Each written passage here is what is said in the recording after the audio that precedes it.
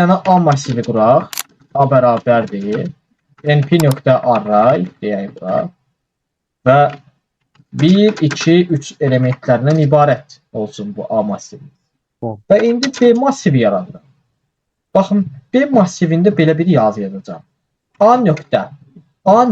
A massivini çağır. S tip. Massivimiz normalda hansı tipdədir? Integer. Bəli, integer. Bunu göstər. Float tipində. Aha. Aşağı düşək. Və indi print. B massivini çap elə. Bu 1. B massivini çap elə. Bir də B massivinin məlumatların saxlanma tipini də çap elə. Float 32-dir və 64-dür. Nədir? Onlar da bilir. Onda yazacaq B nöqtə nə idi? Date tip. Aha. Məlumatlarımız normalda 1, 2, 3-dür.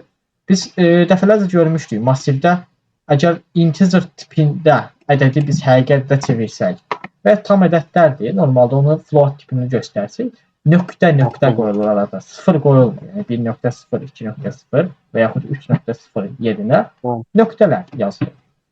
Və eyni qaydada onun tipi də nə formayadadır? Məlumat tipi də float 64 tipindədir.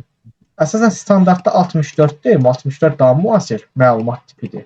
Ona görə 64-dən istifadə olunur. Zaten 64 həm sürətlidir, həm də müasir tipdir. Rahat şəkildə inteqrasiya olunur, işləyir. Ona görə də çevikdir. Müəyyən qədər yaddaşda yer tutsa da çox üstünlüyü var. Əksər proqramlaşma dillərində integer, float və ya tiplər əsasən 64 məlumat saxlama tipinə malikdir.